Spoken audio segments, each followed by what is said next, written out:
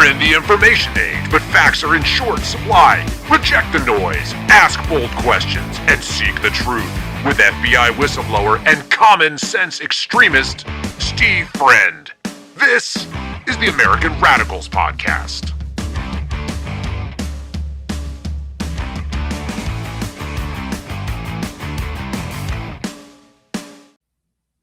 It is the American Radicals Podcast for Tuesday, March 31st, 2026. Holy cow, we're almost in April. This year is flying by. Today, guys, we're going to get into some topics about an update on the Chinese biolabs that we covered down on maybe like 4 or 5 weeks ago. We got an update. Also, some swim lessons are being shut down in a small town because of small town government.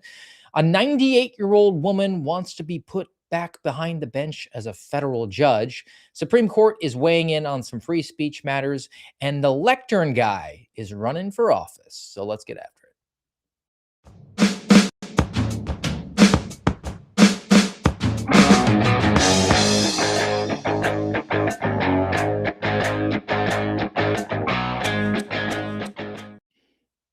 There's this old saying, never attribute to malice what can be attributed to incompetence. It's normally associated with the government, right? They're not really evildoers out there. They're just all DMV workers at their core. And the more I've read into the goings on and the happenings, the more I've experienced both firsthand and via consuming the news of interfacing with our government, I think that's a scam. I do believe that they're incompetent largely. I mean, there's a lot of midwits that exist within our government, but at the same time, they're not mutually exclusive. You can be incompetent and a jerk. There can be quite a bit of malice. So the stories I got today, I think, are going to weigh more towards that. But I do think it's important to be objective when reasonable, use some common sense, and let's actually do an honest assessment. If I had to harken back to my old college days, I believe social psychology, we learned about this thing called the fundamental attribution error. And that's like a sciencey, psychological way of saying we're all the heroes of our own story. We're all inside our own head. So we tend to give ourselves the benefit of the doubt in every situation because we know all the circumstances that weighed into our decisions. Very rarely is somebody looking at something being like, you know what? I'm just going to be a jerk right now. There's always mitigating circumstances. But the attribution errors, we don't give the same grace and latitude to other people because we're not in their heads. So we assume that they're jerks. Now go with me. You're in a parking lot and somebody cuts you off and takes the space that you were waiting to get. That's an a-hole. That's a jerk. Or maybe they got a new car and there's a blind spot. They didn't see it. Maybe the kid was saying something to him in the back seat and they were distracted. Maybe they were trying to avoid a collision. Maybe they were going into a different spot and somebody who was actually a jerk left their shopping cart in it as opposed to bringing it back to the corral. And there is no excuse for that. I'm sorry. Fundamental attribution error be damned. If you don't return your cart where you're supposed to, you're a jerk. But you see where I'm going on this. And I remember, again, harken back to a college experience. I had a really good buddy, a hulking human being, very Garrett O'Boyle-esque in his stature, football player, 6'3", 230, 240, like the kind of guy, if you had to get into a fight, you want him on your side. And I remember being at a little house party, and he came over to me. He goes, I went to the keg to go fill up my cup, and it was tapped out. And I turned around to the guy behind me, and I was like, what are you going to do about it? And the guy got ashen-faced, wide-eyed, turned around, and bolted away from me. And I said, hey, because in your head, you were just kind of shirking it and saying like, hey, not a big deal. What can you do about it? And he saw Wreck-It Ralph going, what are you going to do about it? So you can see how that mistake could happen, right? So let's get to some topics today. And I want to begin with a blast from the past, a recent past, an update on this whole biolabs thing where I think the show we went into was a Department of Jesters was the name. Rose Lopez. We'll have to find the link for it, put it in the chat here on Rumble and YouTube at AmRadPod. But I saw an update, but as just a background, let's remind you all what went on in California and in Nevada. So, reporting here from February of this year, headline: FBI Metro Police find more than 1,000 samples at alleged illegal biolab. Here's what we know so far. It was the Las Vegas Metro Police and the FBI. It was a search warrant at a house. Investigators recovered evidence of possible biological material, and they wound up arresting a couple of people. One was this guy, Jia Bei Zhu from China, and then this other individual whose name is Ori Solomon, property manager, felony charges of improperly disposing of hazardous waste. Now, there was a further piece that we brought up, and that was the Senate, which did an investigation into a different biolab that happened in Reedley, California. Now, go with me on this because these are going to actually link together. So this happened all the way back in December of 2022. There was this code enforcement officer who happened to see this weird green hose outside of a building that was supposed to be abandoned. And she winds up doing some investigative work, goes inside, sees a whole bunch of Chinese nationals in white lab coats, saw some weird biological substances. There were some lab mice that were dead and had been, how'd they label it? Transgenic mice. They were genetically modified to simulate humans in their immune system. So we're trying to test some biological material on mice, preparing, the next, I don't know, lab leak.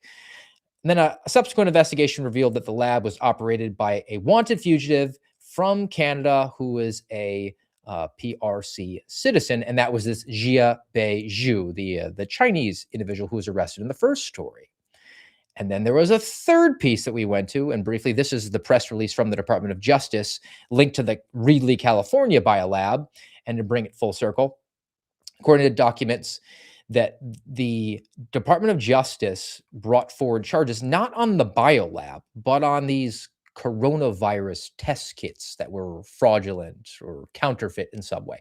So the federal government said, hey, we're not going to charge the really suspicious biolab that might be set up in the country in California and could lead to some worldwide pandemic. We're going to bring charges on weird coronavirus test kits against this individual, this Chinese guy. And also in this piece, they went into the nature of the investigation. The press release from the Department of Justice lays it out. They said, hey, there was 2 subsidiary companies. One was in California. And when it got on our radar, we said, hey, we got to do this weird audit. You had a fire. We need to make sure that everything's on the up and up. And they told us, hey, don't bother coming. We have sold all our business interests to Las Vegas, Nevada. And my point at the time on the Department of Justice was, you a-holes knew that there was an operation in Las Vegas and it never occurred to you to go forward and check on it. And then subsequently, there was a pop and a bust of another Chinese biolab in Las Vegas. Now, incompetence? Yeah. Or malice? Perhaps. We don't know. That'll remain to be seen. Similarly, though, we have an update on the Las Vegas. So the second biolab that was uncovered and showed just how much of a bleep show our Department of Justice is. And this comes from Headline USA.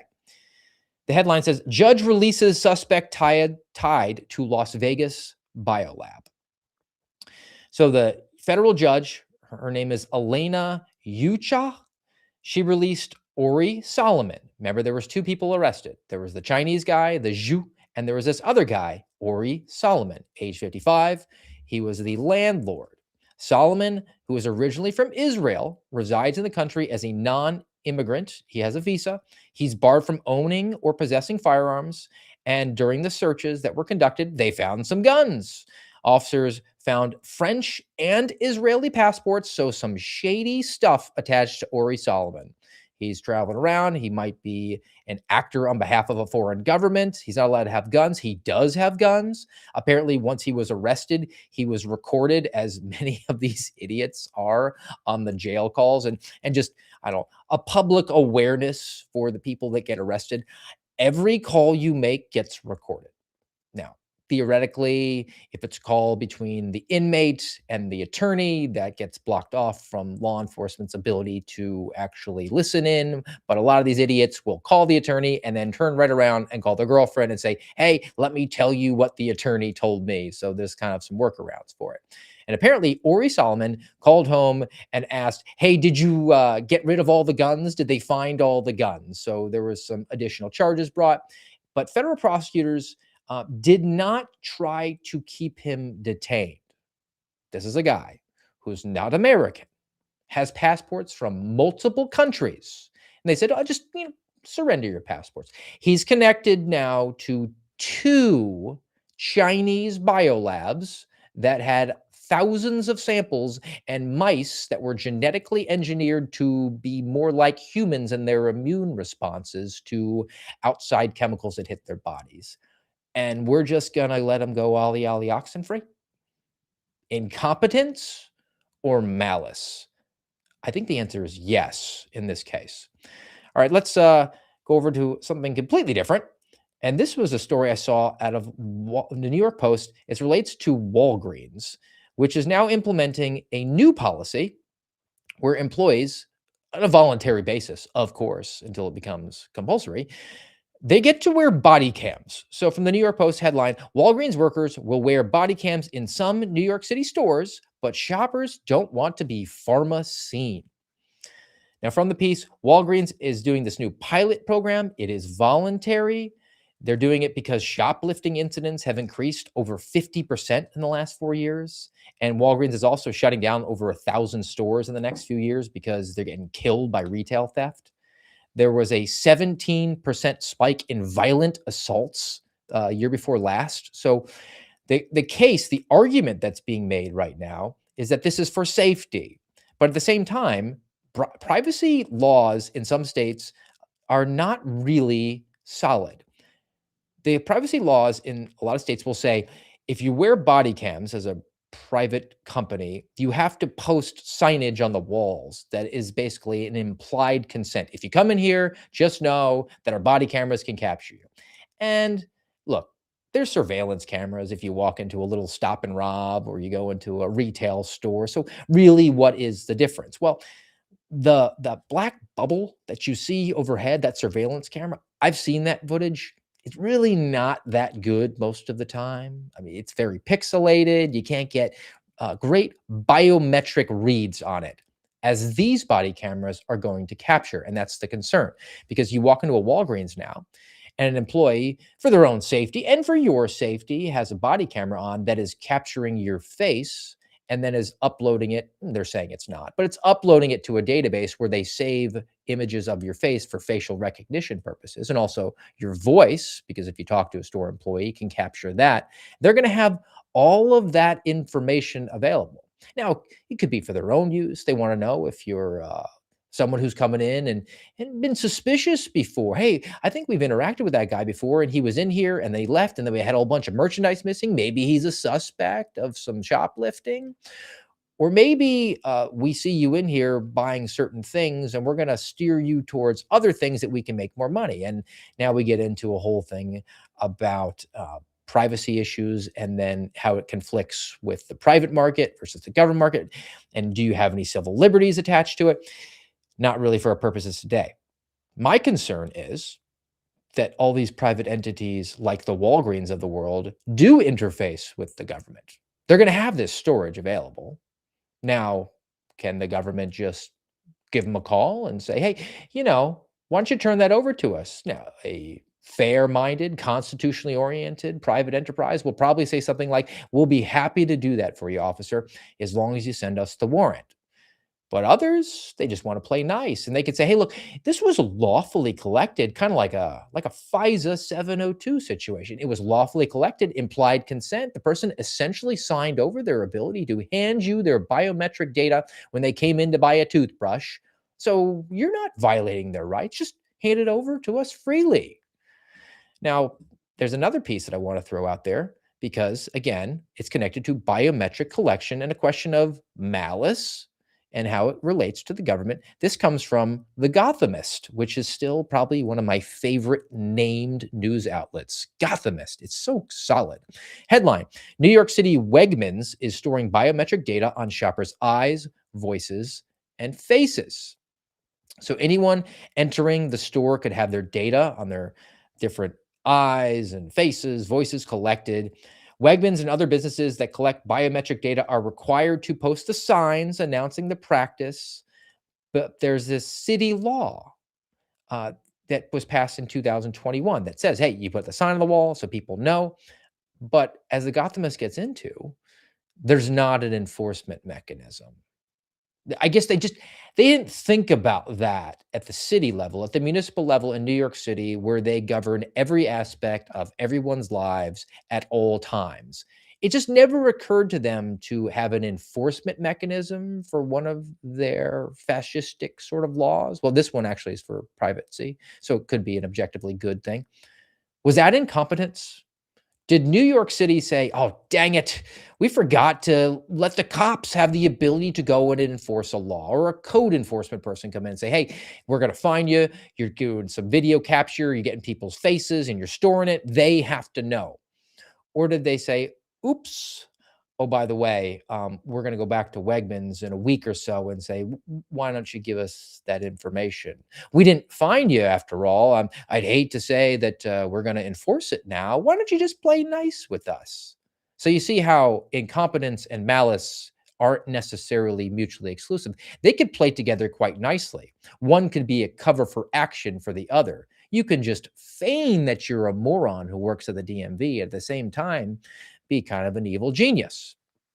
And New York City is a municipality. I know it's enormous. I know they have millions and millions of people, but every municipality does have its little fiefdoms, little people in government who grab onto the power, to the different tools that are at their fingertips and wield them so that they can elevate themselves. Maybe they just makes them feel good to be a jerk to the citizens and say, yeah, you and what army are going to stand up against it? Maybe get a further on if they're elected office and say, well, I handled the councilman position really well. Why don't you make me a mayor or a state delegate? You can see how the stepping stones lay themselves out there. And then just at a basic level, they hate their citizens. So I saw this piece over from the Washington Post, because democracy dies in darkness. And it's about a small town, actually not that small. I think it's Columbia, South Carolina. So relatively large. I think it's the capital, but hardly New York City. And it's about a woman who's now lost her ability to earn an income teaching swimming lessons. So, from the Washington Post, because democracy dies in darkness, headline: she taught backyard swim lessons. One complaint shut them down. So, the woman here, her name is Libby. Libby has been teaching children to swim for 2 decades. She's experienced in teaching special needs kids. So she registered her business with the city in 2018. It's been a better part of a decade. And the zoning department signed off on her application and renewed her registration every year after that.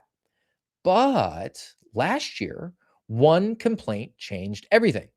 A new neighbor found out that she taught lessons in her backyard and protested even before moving in. So now we're back to the fundamental attribution error.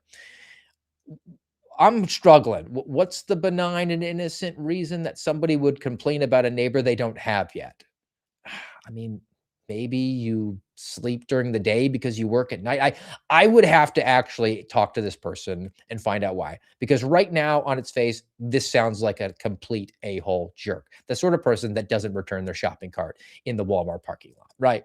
So this person buys a property, and even though Libby has a fenced-in yard, teaches swimming lessons in her pool on her property, a complaint is lodged, and then they get into the, well, technically, even though we've approved your business license as a zoning board, you are in violation with city ordinance. What is the city ordinance according to the city? The city said that she had to shutter her business, and said that the provision in the zoning code required all home occupations to be, quote, conducted entirely within the principal structure or within a fully enclosed, lawfully approved structure, which is an accessory to the residential use. That's government ease for saying you got to have 4 walls and a roof in order to conduct your business. which was sort of a surprise to Libby because she's been doing this for 7 or 8 years at this point without a problem. And on top of that, there's home daycares and they let the kids play outside. So how does that muster? It seems like somebody got a bee in their bonnet at the city zoning level and said, I'm just going to cull through the entire code and find something. We've got our man. Let's find a crime or find a violation, whatever we need to appease this jerk who's now called the city on Miss Libby. So Miss Libby, who is not taking this lying down, has filed a lawsuit. So this comes from the Institute for Justice. As you see a picture of Libby. Her last name is Souder, Souder. And they're pushing back. They say under the state constitution, the government can't restrict someone's right to use their property or earn a living without actual evidence of harm.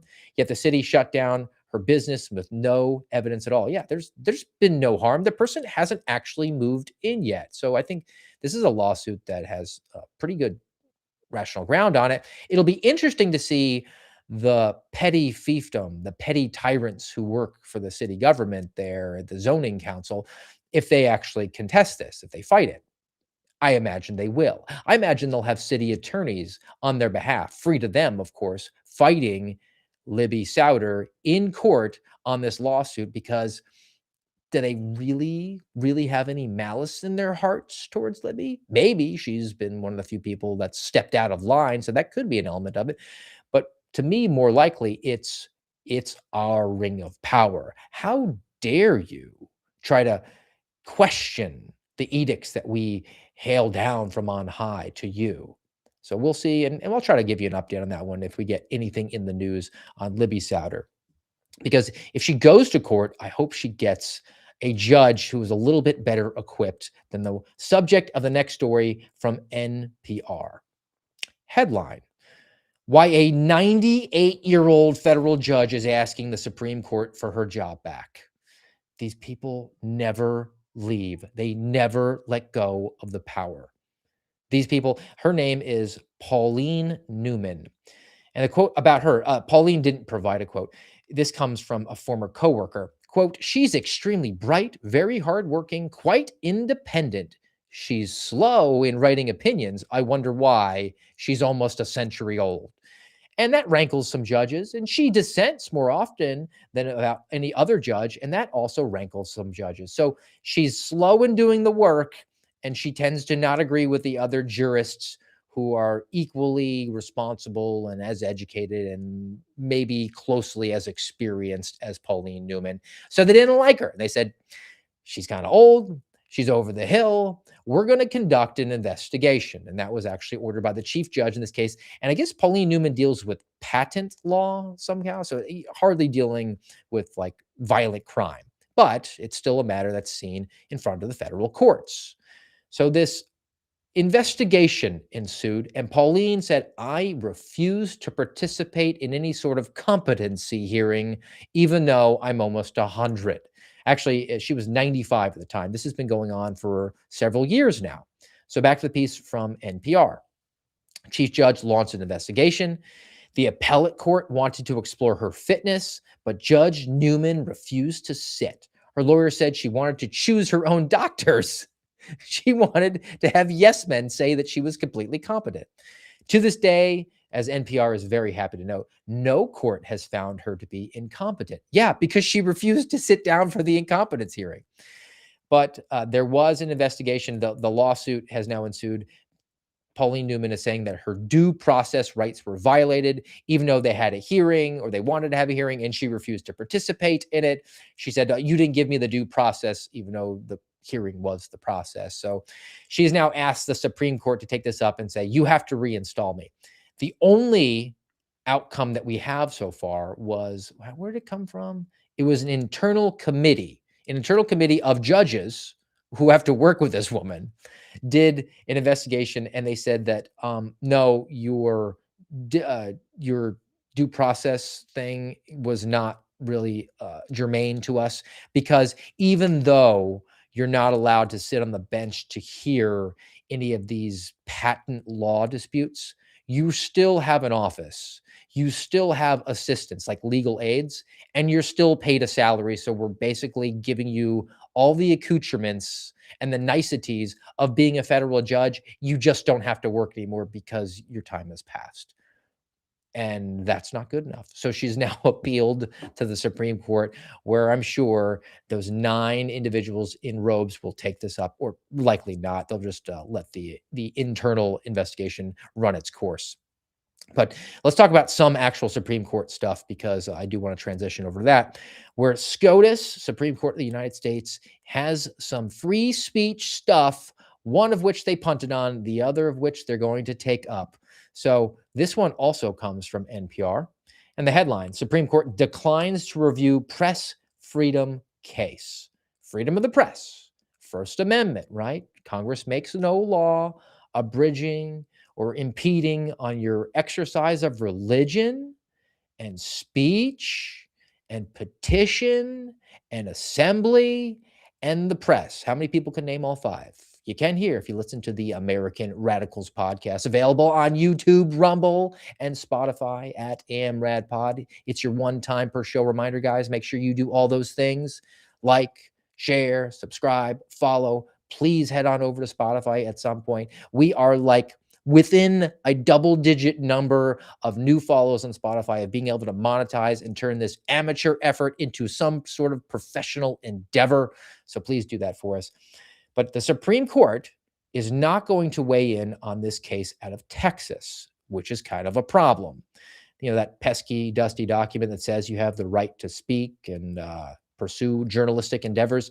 Apparently not in Texas, which passed this law. So in 2017, Laredo, Texas, this journalist, her name is Priscilla Villarreal, she was arrested for publishing news stories about a border agent's public suicide and a car crash. She was arrested because she fact-checked her stories with information voluntarily provided by a police officer. So there is a law in Texas.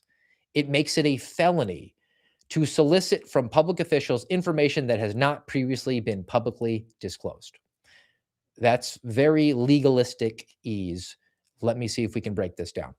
It is a felony in Texas for you to call the police department and say, hey, you haven't updated us on this current case. Can you give me an update on it? We're not dealing with classified information. It's a felony for any member of the press to call up and ask any person in government for an update on any matter of public interest if the government itself has not deemed that we want to put that out in a press release. So by that logic, if you have a press conference and they come out, the official wearing the nice navy blue jacket or the fleece like they always do if there's some sort of like emergency, and members of the press ask questions and it pertains to information that has not already been approved and put out in some sort of written press release or in a provided statement, that's a felony in Texas. Talk about overly broad, which was actually pointed out. It was pointed out at a lower court level, which said, no, I'm pretty sure that's not constitutional, but what do we know? We're not one of the 9 members of the Supreme Court. So this matter made its way all the way up from the lower courts up to the full Fifth Circuit. The Fifth Circuit is the level just before the Supreme Court. And the Supreme Court said that, well, you still gotta, because the law is on the books, you can't hold the police officers accountable. They have qualified immunity. And then the Supreme Court said, you should reconsider this case, and pushed it back down to the Fifth Circuit. The Fifth Circuit said, no, we're good. We were right. No problems. And the Supreme Court goes, oh, well, okay. So I guess the First Amendment is sort of a dead letter in the state of Texas. Good luck with that one over there. By the way, we are completely full in Florida. The land of milk and honey, full. We're actually building an entire moat full of alligators. If you happen to live in Laredo, Texas, sorry, do not move here, because we probably actually do teach swim lessons outdoors. You probably wouldn't like it. All right, let's go to another one, which the Supreme Court is actually taking up. And I saw this one. This is from the College Fix and also from Zero Hedge. Headline: Middle schoolers' Let's Go Brandon sweatshirt case goes to the Supreme Court. They're taking this one up. So the background is that there were two middle school brothers in Michigan who were told to take off their hoodies that had "Let's Go Brandon" on them, and they sued. They said that's impeding our First Amendment right to wear sweatshirts that don't have anything that is obscene. Now, the lower courts actually said that the phrase "Let's Go Brandon" can, quote, reasonably be interpreted as profane. Let's go, Brandon. I endeavor to keep the American Radicals podcast a pretty family friendly show. I refrain from using four-letter words all the time.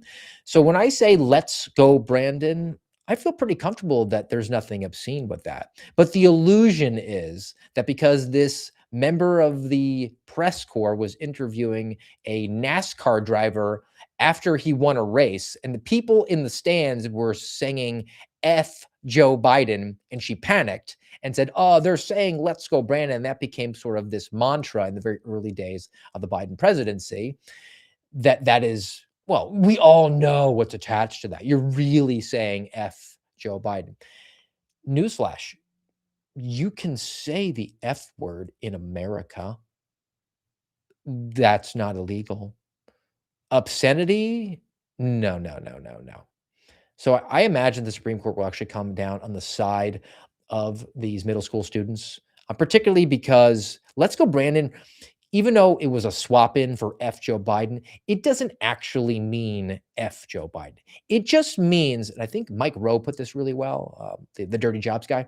It means we know you're lying to us and we're calling you out on it. And we're going to swap in a nice way of saying something obscene just to call you out on it. That's what it meant. The obscenity was just sort of there. It was not actually flicking the middle bird to the president or the former president of the United States. All right, I got one more I want to get to, and this one is interesting and also sort of personally relevant. So it comes from the Washington Post. Headline: He took Pelosi's lectern on January 6th. Now he's running for office. This is about the Lectern Guy, who, if you didn't know, his name is Adam Johnson. He served 75 days in jail and received a presidential pardon like other January 6 participants. He's reveling in his notoriety as he runs for a seat on the Board of Commissioners for Manatee County. This guy's not running for Congress. He's running in his local area for the Board of Commissioners at the county level. So, U.S. District Judge who wound up sentencing him in 2022 warned, quote, the country was on a dangerous slide and can slip into armed conflict. And he urged Adam Johnson to read two books, one called The Next Civil War and How Civil Wars Start. So the federal judge tried to assign homework to a guy who he had just sentenced to prison and said, you really need to read these books. And you know what? Good for the Lectern Guy. He didn't read some sort of leftist drag. And he openly says, no, I'm not reading that. But one of the authors of the books that the judge, I guess, tried to get some royalties sent over was very upset. And the Washington Post, because democracy dies in darkness, they have no malice in their heart towards Adam Johnson at all. They went and got a quote from the author of The Next Civil War. His name is Stephen March. His quote is, he is really the essence of the crisis that America is in. You have a guy who has literally defiled the symbols of democracy, trying to become part of democracy. It's sort of an inherent contradiction that's extremely, extremely dangerous. Well, Mr. March, I disavow your name. We actually have the same first name, but apparently I, as a published author, know that the word literally means, and you don't. Maybe I could get some judges to recommend my book. That would go pretty well. But on top of that, spare me the pearl clutching, because Adam Johnson got a pardon. And you know what he did that was so offensive to all the pearl clutchers? I have a picture of it. For those who don't know where Adam Johnson gets the term, the Lectern Guy, here's a photo of him. He's holding the lectern. And he even says, like, all I did as he's walking through the velvet ropes, right? Staying where he's supposed to, is I moved some furniture. So he wound up actually being convicted and sentenced for trespassing, a misdemeanor. He didn't wind up getting any sort of felony charge. He is currently a stay-at-home dad, 5 children, 5 boys aged 10 to 19. He does some jujitsu. He cooks for his family. He does some carpentry on the side. He's committed to giving back to his community. And he earns about $400 a month from Twitter. His quote here, and this one really kind of hits home for me and sort of where I want to go and take this. I want my legacy to be more than one day. I get it. I completely get it, man. I'm calling you the Lectern Guy. I don't know Adam Johnson. I've never spoken to him. I'm sure he'd be a really interesting person to talk to, just to find out what his experience was. I don't know what his background is. I don't know what his politics are. They didn't really dig into them. I presume because he was at January 6th that he probably supported Donald Trump, so maybe more conservative than the Washington Post would like. The Washington Post likes Mao Zedong supporters, and that's about it. But I get it, man. You're a father of 5 children, and I'm betting you can't find a job. Twitter's paying you $400 a month. When you're known for one thing, it's almost impossible. And that's where it hits me. Guys, I do the American Radicals podcast because I'm kind of like Richard Gere, an officer and a gentleman. I have nowhere else to go. That's why I'm begging you to go to Spotify. And I'm not the type to do this. But for your awareness here, for the people who have been long-term viewers of this program, which has been going for a couple of years at this point, on and off, when some intermittency, when the FBI lied and said they were bringing me back to work, or lied and said they were going to give me some modicum of justice for what this government did to me out of malice and incompetence. But for your awareness, I have children. I am married. I kind of feel the same compulsion that Adam Johnson does. I'd like to be a provider for my family. And yet, that opportunity seems to not exist anymore because I'm known for one day, which I didn't even attend. I made what were supposed to be protected whistleblower disclosures about that day. I was on an Indian reservation in Nebraska on January 6th, and yet it is a millstone around my neck to a point where I've applied for jobs, been offered jobs, accepted those jobs, and then had those offers rescinded within a day. Not one-time occurrence either. So maybe Adam Johnson looks and says, I have this unique position now where I'm known, I have some modicum of notoriety. I guess I have to enter the political arena because that's my only asset at this point, the only mechanism that I have to provide for my family and also serve my community. I don't hate that. I don't see any malice there. The picture of him kind of like looking like a nerd and waving, that's what he's known for. But maybe he's a relatively serious candidate who's honestly concerned about Manatee County, Florida. He should be taken seriously. He has a unique perspective, and he's going to take this on because what are his other options? Because of the malice of this government at the judicial level, at the executive level, where he was prosecuted for moving furniture and a judge trying to tell him that he has to read a book and think about what he's done and destroyed his life for what should have been, at worst, some sort of a fine, but more than likely tossed on its face because we do have that First Amendment where you're not supposed to have any infringement on your right to, assemble and walk through a public building that's open 24 hours a day. So I get it. And I'm rooting for him. I hope he actually wins. Again, I don't know his politics, but I do actually absolutely empathize, not just sympathize. I empathize with what Mr. Johnson's feeling right now. All right. So that's the end of what we got for today on the American Radicals podcast, guys. But I do have a palate cleanse. Been hard on the government. It is an objective force for ill in just so many ways at a federal level, state, local. We've gotten into all those different examples. But I did find one really good example, and I can't help but realize and recognize that it comes from the boys in blue who went to a gentleman's house, special needs, feeling lonely on his birthday. Today's palate cleanse. What's up, pal? How are you? What's your name? Chris. Chris? I'm Frank. Is it your birthday? Yes, sir. We tried to light you candles, man, but the wind blew them out for you. Happy birthday to you. Happy birthday to you. There you go, brother. You want to blow them out? Make a wish. you go. You got it, boss. Hey, Yeah. we wish you the best birthday, okay? Alright, You gonna thank be alright? so much. This is the boy I can ask for. Alright, don't need it all in one sitting, alright? Take it easy, brother. God bless you. No better way to set us off for the day, guys. Plan to be back with you tomorrow, noontime here, YouTube and Rumble. Until then, have a great day.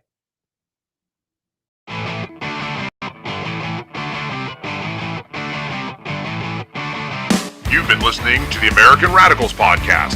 Find us on YouTube, Rumble, and X at AmRadPod.